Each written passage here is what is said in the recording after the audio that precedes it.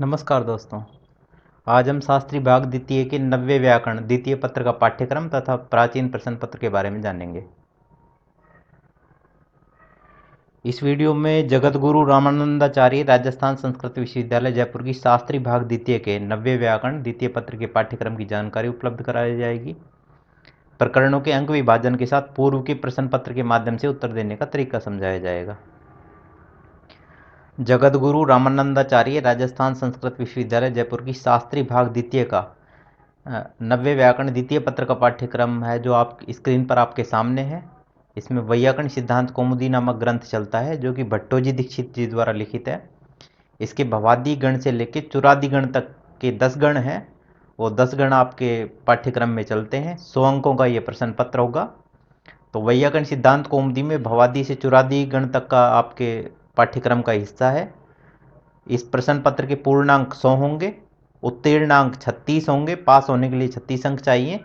प्रथम श्रेणी के लिए 60 अंक चाहिए और द्वितीय श्रेणी के लिए 48 अंक चाहिए। वैयाकरण सिद्धांत कौमुदी के भवादी गण से चुरादी गण तक आने वाले कुल 10 प्रकरण है। तो 10 प्रकरणों में जो है वो आपके सामने पहला है भवादी गण जिसमें भू धातु से शुरुआत है। इसके बाद अदादी गण अद धातु से शुरुआत है। तीसरा है ज्योत्यादि गण जो हु धातु से शुरुआत है इसकी। चौथा है दिवादी गण जिसमें दिवु धातु से शुरुआत है। पांचवा है स्वादी गण इसमें सुई धातु से शुरुआत है। छठा है तुदादी गण जिसमें तुद धातु से शुरुआत है। और सातवां है रुधादि गण जिसमें रुद धातु से प्रारंभ है। आठवां है तनादि गण जहाँ पे तनु धातु से प्रारंभ है। और नौवां है क्रियादि गण जो क्री धातु से प्रारंभ है। और 10वां है चुरादि गण जो चुर धातु से प्रारंभ है। इस तरह से ये 10 गण हैं। ये आपके पाठ्यक्रम के हिस्से हैं। इसका जो अंक विभाजन रहेगा तो अति लघु उत्तरात्मक प्रश्न होंगे वो 10 प्रश्न आएंगे। 10 के 10 आपको करने हैं। कोई विकल्प नहीं मिलेगा इसमें। और सभी प्रश्न 2-2 अंकों के होंगे। तो 20 नंबर के अति लघुत्तरात्मक प्रश्न होंगे। लघुत्तरात्मक प्रश्न होंगे 10 प्रश्न आपके आएंगे प्रश्न पत्र में। 10 में से केवल 5 आपको करने हैं। और जो 5 प्रश्न होंगे वो 6-6 अंक के होंगे अर्थात 30 अंक का आपका लघुत्तरात्मक प्रश्न होंगे। निबंधात्मक प्रश्न में 8 प्रश्न आएंगे। 8 में से 4 आपको करने हैं। तो 4 प्रश्न जो होंगे वो 8-8 अंक के होंगे अर्थात 32 अंक के निबंधात्मक प्रश्न होंगे। और अति विस्तृत निबंधात्मक प्रश्न में 2 प्रश्न आएंगे। 2 में से 1 प्रश्न आपको करना है और वो 18 अंक का होगा। तो इस तरह से अति लघुत्तरात्मक प्रश्न 20 अंक के, लघुत्तरात्मक प्रश्न 30 अंक के, निबंधात्मक प्रश्न 32 अंक के और अति विस्तृत निबंधात्मक प्रश्न 18 अंक के। इस तरह से आपका 100 अंक का यह प्रश्न पत्र रहेगा। विषय वस्तु विभाग निर्देश को हम आगे देखते हैं। तो अति लघुत्तरात्मक प्रश्न है उसमें से 10 प्रश्न आएंगे। प्रत्येक प्रश्न 2 अंक का होगा। तो अति लघुत्तरात्मक 10 प्रश्नों में से 5 प्रश्न जो होंगे वो केवल भवादी गण से होंगे। और उसके बाद जो बचे हुए 5 प्रश्न है वो बाकी के जो 9 गण बच गए अदादी ज्योत्यादि दिवादी स्वादी तुदादी रुधादी तनादी क्रयादि और चुरादी, बाकी के 9 प्रकरणों में से 5 प्रश्न रहेंगे और अकेले भवादी गण से 5 प्रश्न रहेंगे।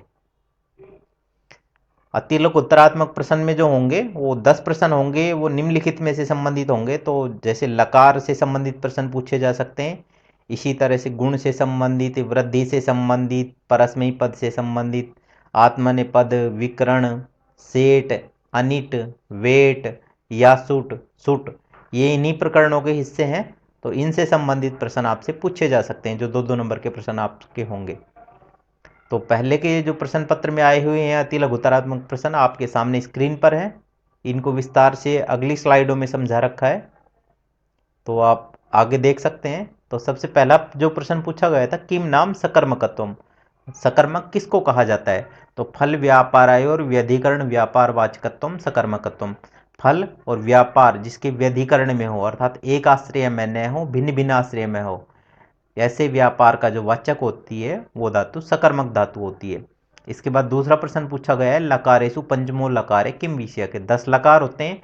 10 लकारों में से जो 5वां लकार होता है वो लेट लकार होता है। तो उसके संबंध में इन्होंने पूछा है कि वो किसके काम में आता है, किससे संबंधित है। तो लकारों में जो 5वां लकार है लेट लकार वो छंदो मात्र विषय है अर्थात मात्र वेद में काम आता है, लोक व्यवहार में कहीं भी काम नहीं आता है। अगला प्रश्न है लिट लकार है केन सूत्रेण कस्मिन अर्थे च भवति, लिट लकार किस सूत्र के द्वारा होता है और किस अर्थ में होता है?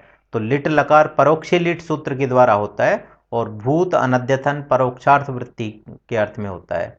अर्थात भूतकाल की घटनाएं जो आंखों के सामने नहीं घटित हुई हों, परोक्ष की घटनाएं हों, उसके अर्थ में लिट लकार का प्रयोग होता है।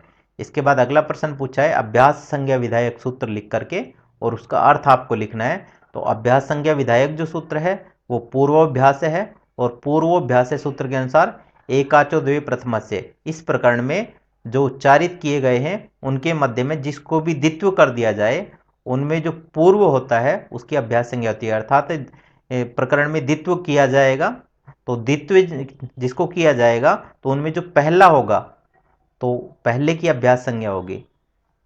अगला है भू धातु के लिट लकार के प्रथम पुरुष के रूप लिखो। तो भू धातु लिट लकार प्रथम पुरुष के जो रूप हैं वो बनते हैं बभूव, बभूवतु, बभूवु। अगला प्रश्न पूछा गया तो ये प्रारंभिक के जो 5 प्रश्न थे वो भवादी गण से थे, जो आपके पाठ्यक्रम में बता भी दिया गया था कि भवादी गण से 5 प्रश्न होंगे और शेष जो 5 प्रश्न होंगे वो अदादी से लेकर चुरादी गण तक के बाकी के जो 9 प्रकरण बचे उनमें से होंगे। जैसे कि आप देख लीजिए पहला प्रश्न जो इसका है वो अदादी गण का है। तो अदादी गण पठितेभ्य धातुभ्य सपो लुक्केन सूत्रेण भवति। अदादी गण में पठित धातुओं से सप का लोप किस सूत्र के द्वारा होता है? तो ये जो सूत्र है वो अधि प्रवृत्तिभ्य सप है, ये सूत्र है, इसके द्वारा लोप होता है अदादी गण की धातुओं में। इसके बाद अगला जो प्रश्न है वो ज्योत्यादि गण से है। सपह स्थाने स्लु केन सूत्रेण भवति। सप के स्थान पर स्लु किस सूत्र के द्वारा होता है? तो सप के स्थान पर जो स्लु होता है वो जुहोत्यादिभ्य स्लु इस सूत्र के द्वारा होता है। इसके बाद में अगला प्रश्न जो है वो दिवादी गण से है। तो दिवादी गण में ये दिवु धातु होती है, ये किस किस अर्थ में आती है? तो दिवु धातु के अनेक अर्थ होते हैं। तो क्रीड़ा, विजिगिसा, व्यवहार, द्युति, स्तुति, मोद, मद, स्वप्न, कांति और गति, इन्हीं अर्थों में दिवु धातु का प्रयोग होता है। अगला जो है रुधादिगण का प्रश्न है। सनम प्रत्यय विधायकम सूत्रम विलिखे तदर्थम च लिखत। सनम प्रत्यय विधायक सूत्र लिख करके उसका अर्थ लिखिए। तो सनम प्रत्यय जो करने वाला सूत्र है वो रुधादिभ्य सनम, ये सूत्र है। और रुधादिभ्य सनम इस सूत्र के अनुसार कर्ता के अर्थ में सार्वधातु के परे रहने पर रुधादिगण पठित धातुओं से सनम प्रत्यय होता है। इसके बाद में अगला जो प्रश्न है वो मुंचति इत्यत्र नुमागम विधायकम सूत्रम विलिखे तदर्थम च लिखत। मुंचति यहाँ पे नुमागम विधायक सूत्र लिख करके उसका अर्थ लिखो। तो मुंचति यहाँ पे जो नुमागम करने वाला सूत्र है वो सेमुचादि नाम है और सेमुचादि नाम इस सूत्र के अनुसार मुच, लुप, लिप, विद, सिप, सिच, कृत, खिद, पिस, इन धातुओं को नुम का आगम होता है सह प्रत्यय परे रहने पर। तो इसके बाद में आते हैं लघुत्तरात्मक प्रश्न। तो लघुत्तरात्मक प्रश्न में 10 प्रश्न आएंगे, 10 में से 5 आपको करने हैं और वो जो 5 प्रश्न होंगे प्रत्येक प्रश्न 6 अंक का होगा। तो लघुत्तरात्मक 10 प्रश्न जो पूछे जाएंगे, 10 में से जो प्रारंभिक 5 प्रश्न पूछे जाएंगे वो अकेले भवादि प्रकरण से होंगे और इसके बाद में जो शेष 5 प्रश्न होंगे वो बाकी के बचे हुए 9 प्रकरण अदादिगण, ज्योत्यादिगण, दिवादिगण, स्वादिगण, तुदादिगण, रुधादिगण, तनादिगण, क्रियादिगण और चुरादिगण, इन 9 प्रकरणों में से 5 प्रश्न पूछे जाएंगे और अकेले भवादि प्रकरण से 5 प्रश्न पूछे जाएंगे। तो लघुत्तरात्मक 10 प्रश्नों में से 5 प्रश्न आपको करने होंगे। सभी प्रश्न 6-6 अंक के होंगे और प्रश्न होंगे वो निम्नलिखित में से संबंधित होंगे। अर्थात सोदाहरण सूत्र व्याख्या के 5 प्रश्न होंगे और पंक्ति विवेचनात्मक जो प्रश्न होंगे वो 5 प्रश्न होंगे। पूर्व के प्रश्न पत्र में आए हुए लघुत्तरात्मक प्रश्न आपके सामने स्क्रीन पर हैं। तो पहला जो प्रश्न है वो सोदाहरण व्याख्या का है। इससे अगला जो प्रश्न है वो पंक्ति विवेचन का है। फिर उससे अगला जो प्रश्न है वो भी पंक्ति विवेचन का है। इसके बाद में जो चौथा प्रश्न है वो सोदाहरण व्याख्या का है और 5वां जो प्रश्न है वो कारिका की व्याख्या का है। इसके बाद जो छठा प्रश्न है वो सोदाहरण व्याख्या का है और 7वां जो प्रश्न है वो सोदाहरण व्याख्या का है और 8वां प्रश्न है वो भी सोदाहरण व्याख्या का है और 9वां प्रश्न भी सोदाहरण व्याख्या का है और जो 10वां प्रश्न है वो पंक्ति विवेचन से संबंधित गीतकरण का प्रयोजन पूछा गया है। तो इन प्रश्न को अपन हल करके देख लेते हैं। तो जो पहला प्रश्न था वो था परस्मयी पदानाम नल तुषु स्थल तुष नलवमा, इस सूत्र की सोदाहरण व्याख्या करनी थी। तो इसमें सबसे पहले हम पदच्छेद में इसमें 2 पद हैं। पहला है परस्मयी पदानाम और दूसरा पद है नल तुषु स्थल तुष नलवमा। तो इसकी वृत्ति में लिटस तिबांदी नाम नलादय स्यु, लिट के स्थान पर जो तिप आदि आदेश हुए हैं, तिप आदि का मतलब है जितने भी 9 आदेश हुए हैं, तिप तस जी सिप थस तय मिप वस मस, उनके स्थान पर क्रम से नल आदि होते हैं, अर्थात नल अतुस उस, थल अथुस ए और नल व और मैं, ये आदेश होते हैं। तो साधारण व्याख्या में हम देख लेते हैं, तो ये विधि सूत्र है, 6 प्रकार के सूत्र होते हैं, उनमें ये विधि सूत्र है। तो इस सूत्र का हम विवेचन करेंगे तो नल च, अतुश्च, उश्च, थलच, अथुश्च, अश्च, नलच, वश्च, मश्च, इनका इतरेतर द्वंद्व समास है। यहाँ परस्मी पदा नाम है, ये षष्ठ्यंत पद है, और नल तुसुस थल थुष नलवमा ये प्रथमांत पद है, 2 पद वाला यह सूत्र है। और लिटस्थ जयोरे सिरेच, यहाँ से लिट है, इसकी अनुवृत्ति ली जाती है। सूत्र के अनुसार तिप के स्थान पर नल आदेश होता है, तस के स्थान पर अतुस आदेश होता है, जी के स्थान पर उस आदेश होता है, सिप के स्थान पर थल आदेश होता है, थस के स्थान पर अथुस आदेश, थ के स्थान पर ए आदेश, मिप के स्थान पर नल आदेश, वस के स्थान पर व आदेश और मस के स्थान पर मैं आदेश होते हैं। ये क्रम से ये आदेश होते हैं, और जो ये आदेश होते हैं इसकी सारणी आपके सामने स्क्रीन पर बना रखी है। तिप बराबर नल, तस बराबर अतुस, जी बराबर उस, सिप बराबर थल, थस बराबर अथुस, थ बराबर ए, मिप बराबर नल, वस बराबर व और मस बराबर मैं, अर्थात ये क्रम से आदेश होते हैं। तो ये साधारण सूत्र व्याख्या से संबंधित प्रश्न था। और अगला प्रश्न है वो पंक्ति विवेचन से संबंधित, उसको देख लेते हैं। तो इसमें पूछा नित्यत्वात् वुग गुण वृद्धि बाधते इत्यस्य पंक्ति सावतरणम सोदाहरणम व्याख्या कार्या, नित्य होने के कारण वुक के द्वारा गुण और वृद्धि का बाध किया जाता है, इस पंक्ति की अवतरण सहित सोदाहरण व्याख्या करनी है। तो इसका जो संदर्भ है, तो यह पंक्ति वैयाकरण सिद्धांत कौमुदी ग्रंथ के भवादि प्रकरण के भुवो वुग लुंग लिटो इस सूत्र से ली गई है। तो ये इसका अवतरण है। प्रसंग है इसमें बभू प्रयोग की सिद्धि। और पंक्ति विवेचन में देख लेते हैं, बभू प्रयोग में भू है, इस अवस्था में अचोणिति सूत्र के द्वारा वृद्धि, और बभूवित प्रयोग में सार्वधातु कार धातु कयो इस सूत्र के द्वारा गुण क्यों नहीं होता है। तो ये 2 स्थितियां इसमें दे रखी है, भू और है। इस स्थिति में तो अचोणिति से वृद्धि होनी चाहिए, और इसी तरह से बभूव ई और थ इस स्थिति में सार्वधातु कार धातु का गुण होना चाहिए। तो ये क्यों नहीं हो पाते हैं गुण और वृद्धि। तो इसमें कह रखा है कृतियो अपि गुण वृद्धयो एक देश विकृतम अनन्यवत इति न्यायात वुक प्रवर्तते, करने पर भी अर्थात गुण और वृद्धि यदि कर भी दी जाए तो भी एक देश विकृतम अनन्यवत इस न्याय के द्वारा वुक प्रत्यय है वो प्रवर्त हो गई, वुक आगम प्रवर्त हो गई।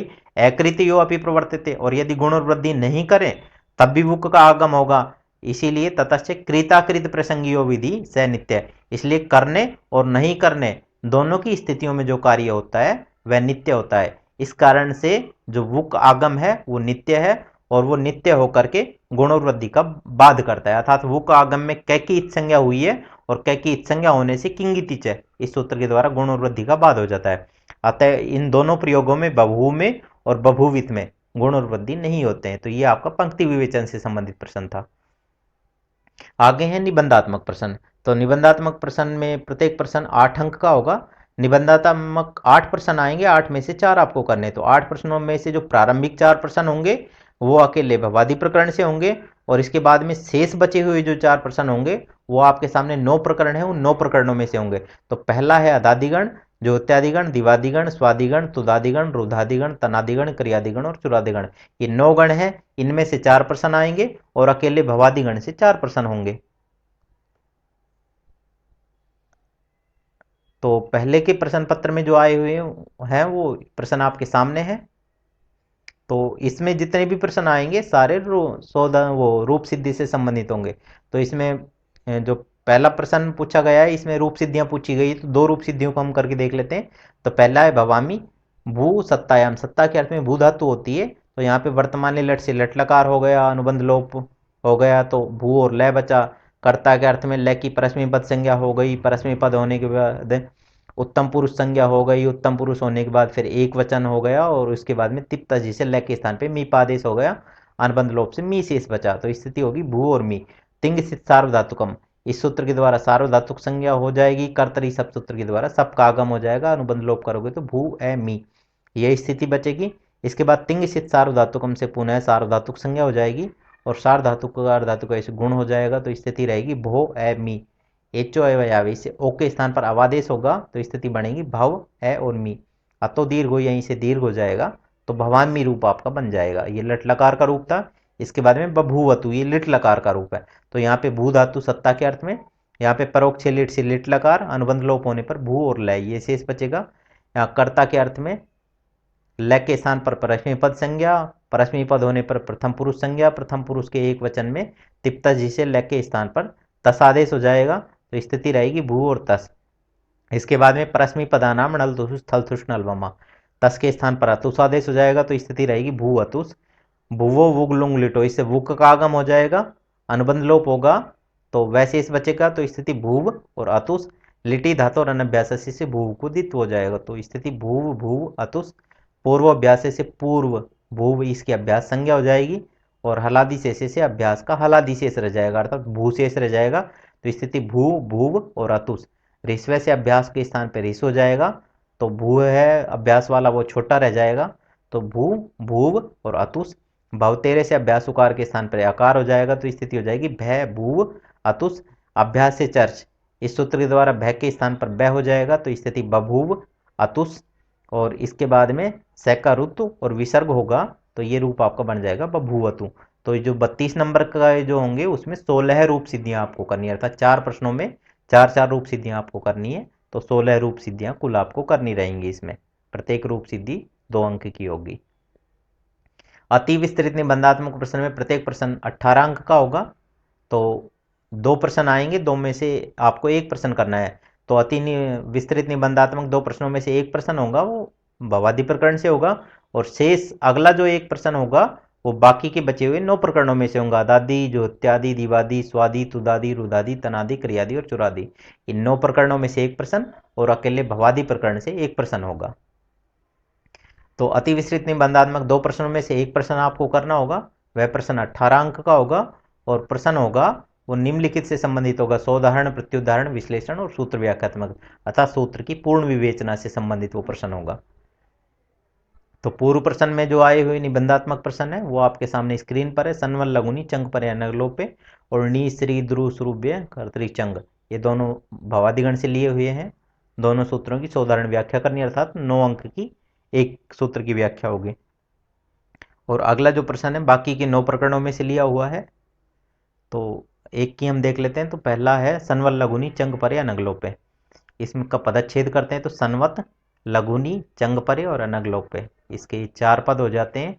तो वृत्ति में है चंग परे नौ यदंगम तस्य यो अभ्यास लघु परे तस्य सनवत कार्यम भवति णी प्रत्यय परे अगलोपो न स्यात्। ये सनवत भाव करने वाला सूत्र है, अर्थात सन प्रत्यय नहीं होते हुए भी सन प्रत्यय के समान इसको मान लिया जाता है और तब ये काम करता है। तो सोदाहरण व्याख्या में आप देख रहे हैं यहाँ पे पहले में बहुब्री समास, ये चंग परो यस्मात् से चंग परे तस्मिन् चंग परे इति बहुब्री, और अकोलोपे अगलोपे, नए अगलोपे अनगलोपे और तस्मिन अनगलोपे, यहाँ भी बहुब्री और तत्पुरुष दोनों समास है। और सनी इव सनवत, यहाँ पे सनवत है यह व्यय पद है, लघुनी है सप्तम्यंत पद है, अनगलोपे है ये भी सप्तम्यंत पद है, और अनेक पद वाला ये सूत्र है। बहुब्री गम्यणी और अंगस्य इति च अनुवृत्ते, इन्हीं की 2 की अनुवृत्ति ली गई है। तत्र नौ इत्यावृत्ते एकम लघुनी इत्यत्र अन्वेति, यहाँ पर 9 इसकी आवृत्ति करके एक की अनुवृत्ति ली गई है। और तथा चंग परे नौ या लघु तस्मिन पड़ते इति लभ्यते, और उसके द्वारा चंग परे नौ जो छोटा है उसके अर्थ में यहाँ पे ये अर्थ प्राप्त होता है। और जो दूसरा है द्वितीयम तु अनगलोपे इत्यत्र अन्वेति, तो उसमें अनगलोपे इसके साथ में अन्वय किया जाता है, और उसका जो अर्थ लिया जाता है नौ पड़ते यह लोप है, णी परे रहने पर जो लोप होता है उसका अभाव होने पर, इस तरह से इसका अर्थ प्राप्त होता है। तो सूत्र के अनुसार चंग परे नौ यद अंगम, चंग पर णिच प्रत्यय परे रहने पर जो अंग तस्य यो अभ्यास है लघु पर है, उसका जो अभ्यास लघु पर होता है तस्य सनवत कार्यम भवति, सन प्रत्ययवत कार्यम भवति, वहां पे सन प्रत्यय लगे हुए के समान कार्य होता है। तो णी प्रत्यय परे होने पर अकलोप नहीं होता है, जैसे कि ये उदाहरण में सिद्ध कर रखा है। और यहाँ पे सन परे होने पर निम्नलिखित कार्य होते हैं, तो संज्ञातय, तो जैसे कि सन प्रत्यय परे होने पर ये सामने स्क्रीन पर दिखाई दे रहे हैं ये कार्य होते हैं। संज्ञातय सूत्र से इकार आदेश होता है, ओपूर्ण जपरे इस सूत्र के द्वारा इकार आदेश होता है, और स्रवती श्रेणोती द्रवती प्रवती प्लवती चैवती नामा इससे विकल्प से इकार आदेश होता है। तो ये सारे कार्य संवद भाव होने पर होते हैं। जयतु भारतम जयतु संस्कृतम, धन्यवाद है।